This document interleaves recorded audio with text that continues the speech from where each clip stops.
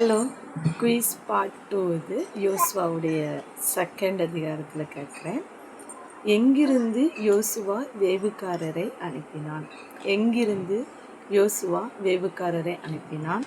ரெண்டாவது, யார் வீட்டில் வேவுக்காரர் தங்கினார்கள்? யார் வீட்டில் வேவுக்காரர்கள் தங்கினார்கள்? மூன்றாவது, வேவுக்காரரை ராகாப் எங்கே மறைத்து வைத்தாள்? வேவுக்காரரை ராகாப் எங்கே மறைத்து வைத்தார்? நாலாவது, எதுவரை வேவுக்காரரை தேட போனார்கள்? எதுவரை வேவுக்காரரை தேட போனார்கள்? ஐந்தாவது, கர்த்தர் உங்களுக்கு முன்பாக டேஸ் வச்சு போக பண்ணினார். கர்த்தர் உங்களுக்கு முன்பாக டேஸ் வச்சு போக பண்ணினார். ஆறாவது, நீங்கள் டேஸ் அப்புறம் சங்காரம் பண்ணினதை கேள்விப்பட்டோம். நீங்கள் டேஸ் அப்புறம் சங்காரம் பண்ணினதை கேள்விப்பட்டோம்.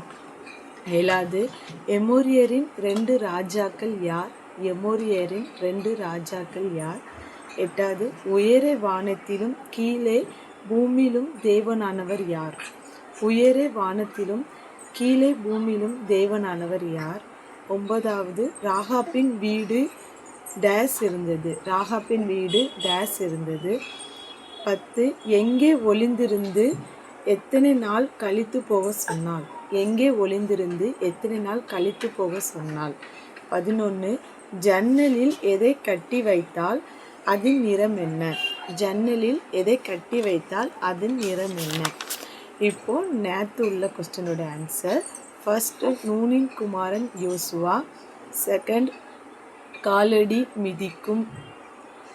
3 யோசுவா. 4 மோசே யோசுவா. 5 நியாயப்பிரமாண புஸ்தகம். 6 போஜன பதார்த்தங்கள்.